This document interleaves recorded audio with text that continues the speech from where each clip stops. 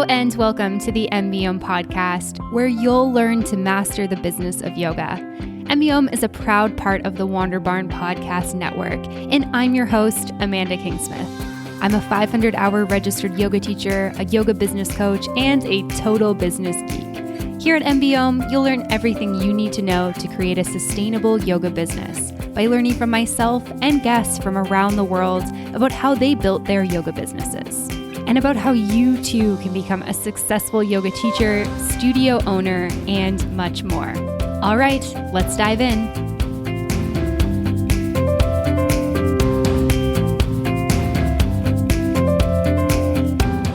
Hello, everyone, and welcome back to another episode of the MBYogi podcast. I am so excited that you've decided to join me for today's episode of the show. I don't know about you guys, but the last week of my life has been absolutely crazy with all of the stuff with the global pandemic and coronavirus. I was live recording from Panama City, Panama, less than a week ago, and now I'm back home in Canada where I am isolating and social distancing and doing my best to support yoga teachers and the yoga studios that I work with on getting their services online. And I know from everything I've been seeing online and the conversations I've been having with yoga teachers that I work with that things are crazy. Things are crazy out there. It's absolutely insane to think about completely shifting your business and your business model in, basically like 24, 48, 72 hours, less than a week's time to do this thing.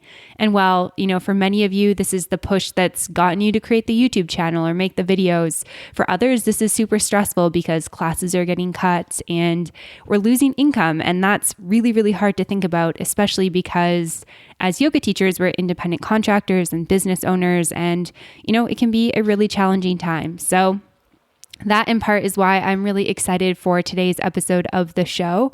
I am very excited to be joined by PJ Tai. He's the founder of Uscreen, which is a simple video platform, and it's actually where Yoga with Adriene, Sarah Beth Yoga, Wanderlust, and more house their memberships. And so on this episode of the podcast, PJ and I really dive into how to create an online business. So how to start by offering videos, what types of things to think about and consider, how to take that and turn that into a paid membership in a way that really supports your students and your customers and the people who want to continue practicing with you. And I feel so grateful to have this episode to be able to share with all of you listening and to hopefully give you some ideas of how to take your business online. And over the next couple of weeks, or as long as we're in this global pandemic, I'm really going to be, thinking about how I can support you all in taking your businesses online. So if you have any questions or anything like that, I'd love for you to reach out to me, info@mbyoyoga.com. You can also join me inside the private Facebook community, Yoga Business Badasses. So that's on Facebook, and you can just type Yoga Business Badasses in, and you'll be able to join and ask any questions that you have there. So I hope that you enjoy this episode of the show with PJ Tai. And before we get to that, just a quick word from our sponsors.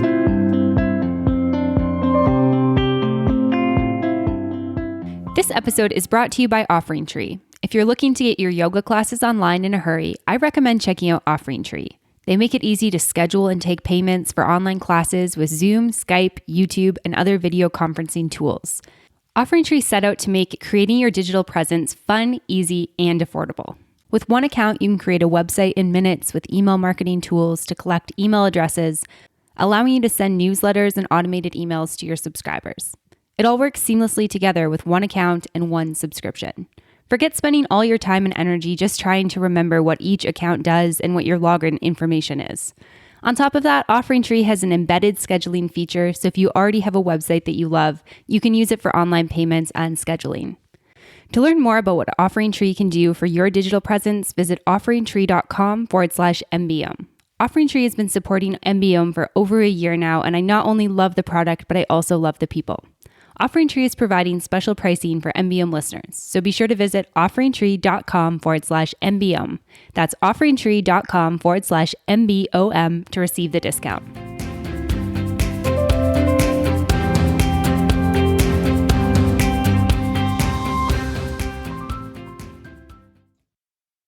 Welcome to the podcast today, PJ. I'm super excited to have you here with me today. Yes, me too. Thank you. Where are you joining me from today? So I'm actually based in Washington, D.C., and I grew up in Maryland, not too far from the city. Oh, amazing. I've only been to that area of the world one time, but I really loved it. There's so much good stuff there. And I definitely need to get back because I've heard there's a really good yoga scene there also. It is. There's actually a lot of yoga here. That's very true. And it started quite a while back. I mean, over probably 10, 15 years ago, I started to see a huge yoga culture in DC. Amazing. That's awesome to hear. And so there's so much that I want to chat with you about today. I know you have so much good knowledge being the founder and president of Uscreen, and I definitely want to hear more about that. But before we get there, let's back up a little bit. Can you tell me a little bit about yourself and your background kind of in the space of creating this company and where you were kind of before you did that? Yeah, absolutely. So this is my second company. It's my first software company. My previous company was a web hosting company. So just think of it as like a very small GoDaddy, where we provided primarily e-commerce hosting and helping small businesses, individuals sell products online.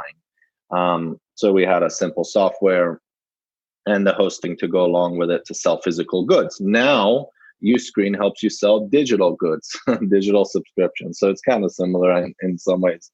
Um, and then prior to that, I was a contractor, an IT contractor. I worked on various contracts with Robert Half International, which is a big consulting firm, and they put you at Department of Defense and all these other jobs. So I worked at nonprofits, government contracting firms, and stuff like that, jumping around because I was Microsoft certified, and I did that for about 2 years prior to going into business. And then I worked with my dad when I was younger, and I worked at Geek Squad, which at the time was called PC Technicians at Best Buy. So I kind of have a computer background for a while. Amazing. Yeah, you've definitely sounds like you've got that tech background and a ton of business experience, which is so, so great. And so, one of the things that I've kind of experienced with yoga teachers in the wellness industry in particular is that a lot of people recognize that they should be online, but they really have no idea like where to start, especially if they don't identify as having that tech background. And so I'm curious when it comes to personal branding, why do you feel like video is important? Yeah, I absolutely think video is very important for the many reasons that everyone's talking about it. But obviously, it's very engaging. It's now easier to create video than ever before. Videos being or growing faster than any other type of content. The consumption of videos growing faster than any other form of content. And everybody loves video. It's easy to watch. It's super accessible. And obviously, there's a lot of different types of content like podcasts and blog content. But video is generally speaking also very new because I think the first YouTube video is maybe 2009, 2010. So it's about 10 years old. But in the last 3, 4 years, it's become super easy to create video. And then a lot of individuals and individual personal brands, small businesses now, it's very easy for them to create video. And also, a lot of it has to do with the phones itself. They have really good cameras. It's really good internet now, which is going to get better and better globally. So that will make things easier. And a lot more video will also be broadcasted. So after a lot of this free video, what we're seeing is a lot of people want to make money with their videos. So because videos, if you produce good content, it's expensive, both from time and resources. So obviously, people are willing to monetize that, and a lot of people are willing to pay for content. Yeah, absolutely. Yeah, there's so much good stuff that you touched on in there. And I think one of the things, well, there's a couple things that I feel like are kind of important and related to yoga teachers. I think one is that yoga teachers are feeling like making videos is a bit more accessible to them. The phones now, like you mentioned, all have really great cameras. A lot of them have really great microphones. And so it makes it a little bit easier to do it without spending a big amount of money. In terms of your kind of background and experience with videos, do you feel like people can create videos with kind of just the basic tech stuff and still have people watch? Yeah, absolutely. There's no doubt video does not have to be production grade content. You can work yourself up to that point, but initially, video is engaging, and the fact that you're producing video, people will enjoy and compliment and basically engage. They'll comment on it and they'll enjoy viewing. Obviously, that viewership will hopefully increase over time. But yes, definitely. I think one of the most annoying things probably for a viewer is when the phone is really shaking. So if you're walking around, so when you get a gyro, which they're really cheap now, the DJI gyros are like $100, super easy to use, and they help not shake the camera too much, because I don't like personally watching a video that shakes too much, gives you kind of a headache. But if you take that part of away, then it's very, very easy to create good video with an iPhone, with an iPad, any type of like basic tripod, or just kind of putting it on a ledge. So yeah, I would say a lot of the content that I see that's engaged very well is actually not production grade content. Yeah, yeah, absolutely. Yeah, me as well. I feel like more and more as I'm, hopping on Instagram or hopping on YouTube, but there's more and more people just creating videos, and sometimes you can tell that it's from, an iPhone or an Android, but most of the time I don't really notice the difference, especially like you said, as long as it's not shaking. I feel like that is also something that bothers me too. It makes me feel like a little bit nauseous. That's right. Yeah. Yeah, yeah. Fortunately, that doesn't seem to happen as much with yoga teachers, but definitely happens. I like watching like travel videos and stuff, so that can definitely happen in that space. And something that you mentioned is that more and more people are looking to make money off of videos, which is definitely something I've heard. People are often like, okay, I want to create an online business and I want videos to be a part of it. And I know there's tons of different ways we can go about doing that. What are some ways that you'd recommend, and specifically to somebody in the wellness space, if they want to start making videos and have them be profitable? How can they go about doing that? Yeah, there's definitely a few options. So one of the first ones is obviously YouTube, right? So there's definitely pros and cons to YouTube. YouTube, the pro is it's a search engine. So automatically when you upload content, if you do your research and tag it properly, hopefully people will run into it. Now that's getting a lot harder, which is expected. And it will continue to get harder. Just like Google, you just pop up a website, it's not just going to come to the top. That's been over. That stopped like 7, 8 years ago. Initially, it was very easy. Same thing's happening to YouTube. More and more people are creating content. So, advantage: put your video on YouTube. It's automatically a search engine. Then it can be viewed easily if it's found. That's relative. It could be extremely difficult, especially if it's just yoga content. Something like that where it's kind of competing with everything. And then the way you would make money with that is if you're getting viewers, then Google's paying you the advertising dollars, the Google AdSense algorithm. So lots of views equals to dollars. Now, the other thing to remember about that is, unfortunately, yes, we hear a lot of people making money on YouTube and stuff like that, but it's actually pretty difficult, and the dollar amount is not high. So, for example, one of the creators on our platform who has about 600,000 subscribers, I won't give a name specifically, 600,000 subscribers. She's a yogi, one of our customers, and has a membership site with Uscreen, but her YouTube channel has 600,000 subscribers. Makes about $10,000-$12,000 a month. So obviously that's okay, $10,000-$12,000 a month, 100,000 a year. But 600,000 subscribers. She's been on YouTube since 2014. So that's 6 years, 6 years on YouTube. One of the third, fourth largest yoga channels makes $10,000-$12,000 a month. And the money that Google pays you or YouTube pays you is based on how much those videos are being viewed. So viewer count, viewer time, watch time, basically. So that's not a lot of money. Then excuse me. So that's option one is YouTube. Second option is if you do end up having a popular YouTube channel, you can obviously do affiliate programs with other products, sell someone's mat, or, mug or whatever, yogi pants and stuff like that. And then they'll pay you a commission based on the purchases that come through that link. You put the link in your profile, people click it, they buy a yoga mat for $60, and then they'll pay you $10 for the referral. That's another option. And then the most probably profitable, and I'm not saying this because this is what we do, I'm saying this because I work with yogis all the time, is when they actually build a membership site. So ultimately, you will build a membership site, a website to sell that content directly to your audience. So you tell users that, hey, come to Yoga with Adrian or findwhatfeelsgood.com and subscribe for $10 a month to gain access to my full catalog of training or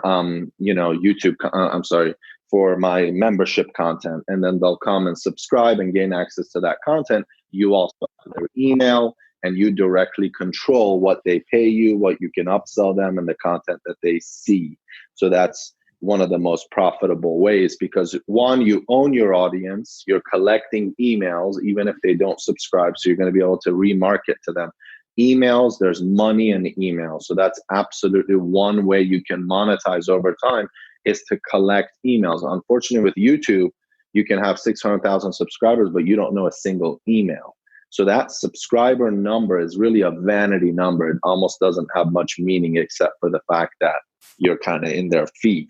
Obviously, they follow you and it's a community, but you don't own or know any of their information. So there's no way to retarget to them. So eventually, even if you do become a YouTuber or you build that following on YouTube, you definitely want emails, and you want to be able to tap into that no matter what it is. If you launch a physical product, you launch a membership site and all that stuff. Other thing is, if you're a yoga trainer and you want to do teacher training, you can absolutely sell your teacher trainings, which a lot of customers do on the platform as well. So any way that you can sell direct video content to your audience there's a lot of markup in that. You obviously will create that content, and then it can be sold many times over and over again. So it's kind of like a license fee per se. So you create it once, and then it's going to be paid for many times in the future. Yeah. Wow. So much good stuff in there. So thank you for outlining all of that. And I definitely want to dive into the membership side of things, because I feel like just listening to you talk, there's so many like obvious things around why that would be beneficial as a business owner. But before we get there, I just have a couple follow-ups with YouTube. So YouTube is obviously great because, like you said, it's a search engine, but there's so much stuff on there now. And there's a couple of, specifically in the yoga industry, a couple of really, dominant channels, Yoga with Adrian definitely being a massive one. Even for myself as somebody who has a yoga YouTube channel, I prefer not to practice with myself because I feel like that's a bit weird. But, Yoga with Adrian has so much more content. The filming is really quality. She's got something for everything. And so, it's definitely something I would recommend for other people. And so my question is, like, as somebody who's starting out with this, how do you start getting exposure on a platform like YouTube where there's so much stuff, and then also these like really dominant channels in the yoga space? Yeah, absolutely. So can you clarify your question a little bit more? Do you mean, how do you repeat that last part? It cut off for a second. Oh yeah, sorry. How do you get exposure in such a busy market with such dominant players? Awesome. Do you mean specific to YouTube or in general, like owning your audience on a membership site, for example? Specific to YouTube. I want to talk about YouTube, and then we can dive into the membership. Awesome. Good. So, I think YouTube, okay, so if we back up and see what matters to YouTube, YouTube absolutely cares about the retention of how much of that video is watching. So it obviously cares for views, how many people are finding that video and how many people are watching it, but how much are they watching? So the drop off. So that's important. The engagement rate is very important. And then obviously the popularity and the amount of people that actually watch that content is important. But again, the engagement rate's very important. One of the ways to really kind of stand out is initially you need to do your research, right? There's a lot of tools, vidIQ, TubeBuddy. You're going to have to do your research to figure out, okay, what's the keyword for the title? What's the description? And what type of content am I creating that can actually rank? Like, how many people are searching for this content? What's my probability of rank? So once you do your keyword research, then you can really kind of find out where you want to fit in. And a lot of it is really trial and error. The keyword tools are absolutely going to help kind of build this framework, but you can then create a series of videos and see what performs better. Also, how often you post is very important. So over time, YouTube's going to see that you're serious, because there's a lot of I don't know, I wouldn't call it a one-hit wonder. That's not the right name, but you kind of get the point. A lot of people just kind of get excited, create the videos, and then they stop. Obviously, that's not a good thing for YouTube. They want for you to build an audience and continue to post good content that's engaging. So how often you post is also very important. So that's a really good starting point, kind of figuring out where you want to place and how to put the right metadata for the videos in order for them to rank. Right. Yeah. That's really, really good information, especially because I think that, like I said before, I think sometimes, this technology piece can be challenging, and then yoga teachers work up the courage to film themselves, and then they put it online, and then they're like, why is nobody finding it? And I think it is all that stuff that you're talking about. So those are super good tips. And so diving into memberships a little bit, and I know you run a platform with this that we can definitely talk about. I'm curious, getting started, if you're brand new at this, is it beneficial to just jump right into doing a membership, or is it better to start creating the content in a free space before you do that? Yeah, that's a really good question. So the answer to that question would be, if you already have a studio or a following on social media, right? Even if you have 1,000 or 1,500 or 500 followers on Instagram, on Facebook, that actually are willing to, you can sell content to them. So so you have a following on social media, and you have an email list, okay, or you have a studio of some sort, so you can easily get to those people. So if you don't have an email list, you don't have a studio, you have a very low following, kind of social media, just friends and family. Obviously, if you have really good content that they're willing to pay for, that's totally good. That's a great thing. So starting your membership site is great. But if you're starting and you have zero, you're going to launch a membership site, and then you're like, okay, so where should I advertise and how should I get out there? Some of our customers actually do that. They succeed because they run the right Facebook ads, they run the right Instagram ads, but you will need to run ads to get to the right people. And you're going to kind of have to know who you're targeting, because you can do that very easily, find the right demographic in social media. So you're going to have to find that demographic, advertise to them, and get in front of them, right? That's marketing. So that's a very important component, to get in front of that audience. If you're able to do that, then you can absolutely start with your membership site, get going, and start making money over time.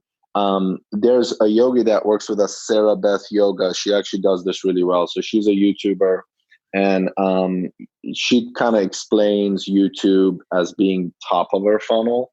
So it's kind of like that's where she brings everybody in at the top, and they get to know her, they follow her, and then she nurtures them into her membership site. She's a very successful yogi as far as the membership site goes, and a YouTuber, but big time her money comes from her website that she monetizes, her membership site. And we call a membership site, you can call it has many names. You can call it a subscription site, a subscription service, a video streaming service, your course platform. A membership site just kind of refers to, recurring paying subscribers that have gained access to your content. So when I say membership site, that's what I mean. But yeah, she's been definitely one of the very successful ones. And she kind of calls, and it's true, she calls her YouTube the top of the funnel, which is what it is. She gets people interested to kind of know who she is, and then she gets them down to her bottom of the funnel, being the membership site.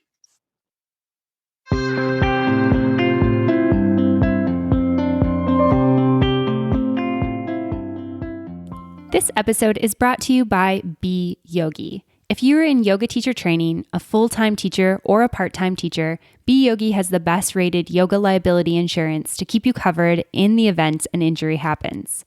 Plus, they cover live streaming sessions between you and your students, which is very helpful as all of our business needs change over the next few weeks. Go to beyogi.com/mbom to get an exclusive $20 discount. That's beyogi.com/mbom. And if you're not in the market for yoga insurance, they publish 2 articles per week about the business of yoga. I'm on their newsletter because of how great the content is, so I definitely recommend you subscribe. If you're a yoga teacher who is uninsured or considering switching providers, I 100% recommend BeYogi. Again, to get the exclusive $20 off MBOM discount, go to beyogi.com/MBOM. Now back to the episode.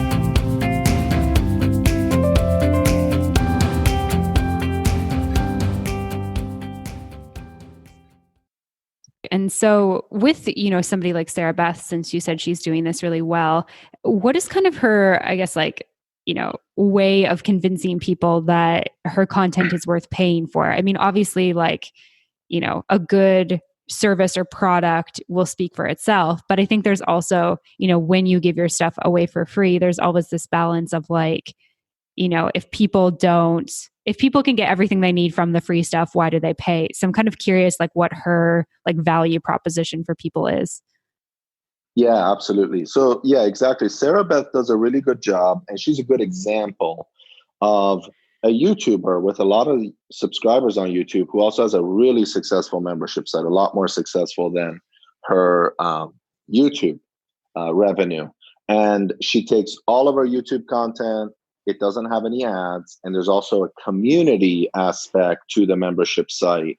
And she monetizes that and gives people the ability to come subscribe, gain access directly to her and her content and her community ad free. So she's a great example that absolutely content that's you need to pay for works really well in certain niches. Absolutely, yoga is one of the biggest ones. Fitness, health and fit and wellness, and educational content. Of course, we subscribe to Netflix and those entertainment type content.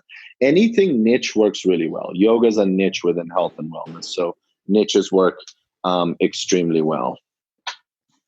Okay, amazing. That's good to know, because I think that, I mean, as a podcast host, obviously, a lot of my content is for free, and I never want to hold back on things that I'm giving my audience, because I think there's a lot of value in that. But then, it also sucks when you put out something that's paid and somebody goes, well, why would I pay for that when I can just, consume all your free content? And you're like, oh, it's like the struggle of being a content creator, right? Because you don't want to come from this scarcity mindset, but then you also want to get paid also as well. Yeah, absolutely. That's exactly right. That's a good point. Yeah, for sure. And so in terms of setting up a great membership site that gets people excited about coming in and purchasing your products or services, what are some of your top tips for that? Yeah, so you mean specifically tips for bringing in users to pay for the content? Like how do you build those funnels? Yeah, exactly. Yeah, so really actually one of the best ways to monetize anything online is to build is email marketing one, and is to build funnels, and funnels always incorporates emails or most of the time.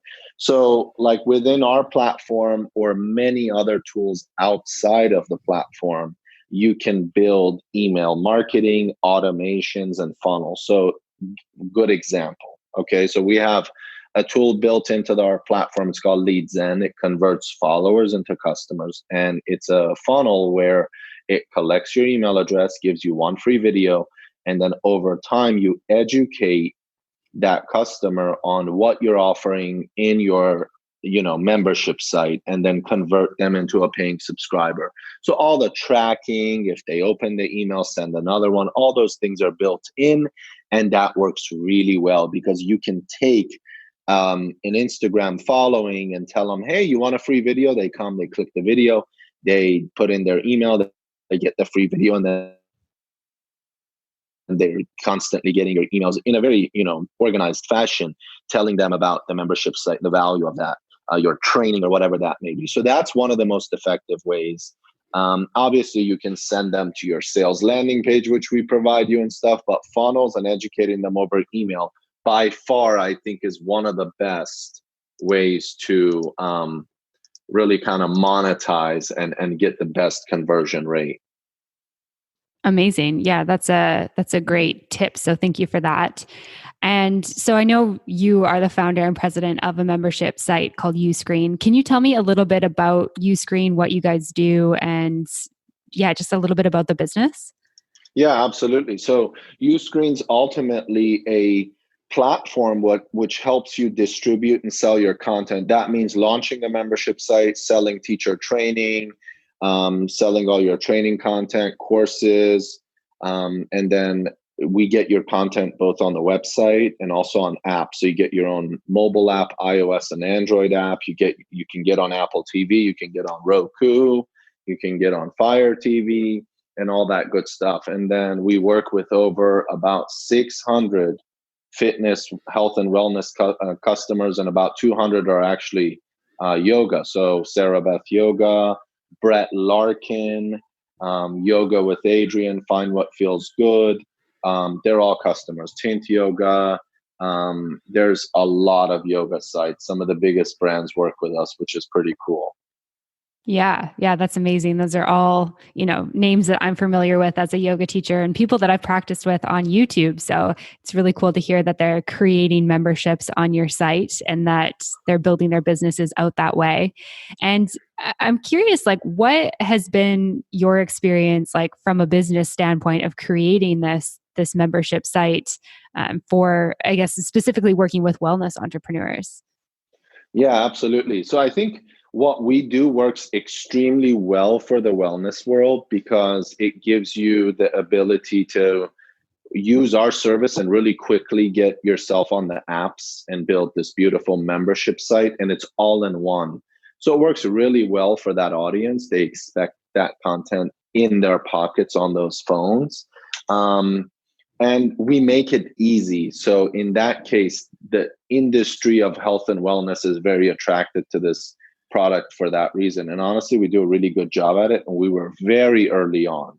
Initially, when we launched in late 2014, I actually built our initial first few customers and built our following and created awareness specifically around people that sold DVDs. And I went after a lot of fitness folks and influencers that sold DVDs. For example, Christine Bullock, she's based out of Los Angeles. She's a hit type of workout influencer, but a lot of them sold DVDs. So I went after fitness folks that sold DVDs and I said, hey, have you thought about streaming this DVD? So that was in 2014. So we were one of the first in the game and we listened to our customers and built the right features. And we really focus on helping them make money. So retaining their users and expanding their users and gaining new subscribers. So we have marketing tools and ways to reduce your churn rather than just giving you an app and a website and saying, upload your videos and do whatever you want. We have tools to help you kind of grow your following, and it's been working really well. We're really expanding on that. The other thing is we now are adding community tools. Obviously, just like YouTube, you can comment on a specific video, course, or program, but we're adding the ability to kind of build these closed community of users within the platform, within the membership site. Kind of think of it as like a closed Facebook group, but inside your membership platform, which is what we hear from all these different yogis and instructors and customers that work with us. That's what they do currently on Facebook and other sites, but they want it within their membership platform. So it's actually easy what we do. We just listen to our customers. That's the secret. I love that. It's nice to know that the secret ingredient isn't anything too unattainable. That's really cool to hear. And so I'm curious kind of how it works. So say I wanted to create a membership on Uscreen. I purchase a payment plan, I'm assuming, and then how does it work for me in terms of like getting my membership going? Yeah, very simple actually. The secret is as long as you have videos, the rest we do. So we say you bring the content, we do everything else.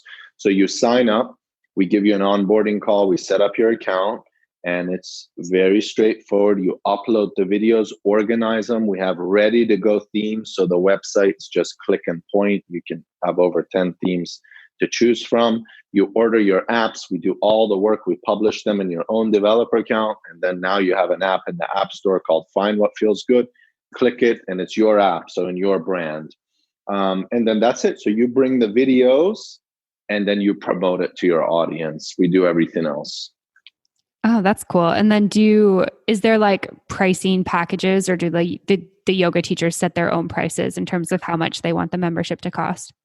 Yeah, the membership, how you charge is 100% up to you. It can be free. You can have certain videos free. The other ones you can upsell.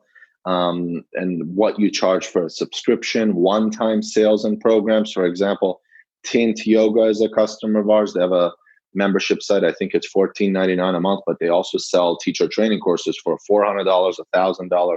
So you can absolutely mix and match and do a bunch of stuff. You can give away coupons, add free users. Best thing is there's certain competitors that take a rev share. We don't take any rev share, and you own 100% of your audience. So you own the billing. You can move it tomorrow to WordPress. You can move it elsewhere. You can refund your users. You control the billing. You own your audience. Okay, that's cool.